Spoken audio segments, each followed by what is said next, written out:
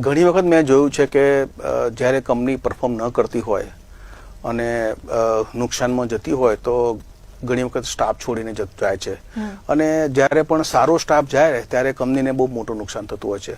પણ મેં ઘણી વખત એવું પણ જોયું છે કે ઘણી વખત કર્મચારીમાં ડેડ કર્મચારીઓ જેને કહી શકાય કે જે લોકો આવે કે ના આવે કંપનીને બહુ ફરક પડતો નથી. એટલે એવા લોકો કંપનીને છોડીને જાય તો કંપનીને બહુ ફરક નથી પડતો. પરંતુ જ્યારે કંપની નુકસાન કરતી હોય, નેગેટિવ વાઇબ્સ હોય, એન્વાયરમેન્ટમાં નેગેટિવિટી હોય અને કંપનીને કર્મચારીઓને રાઈટ ટાઈમ પર સેલરી ન મળે ત્યારે કેટલીક વખત સારા કર્મચારીઓ કંપની છોડીને જતા હોય છે. આવા વખતે મેનેજમેન્ટને થોડું સહન કરવું પડે છે.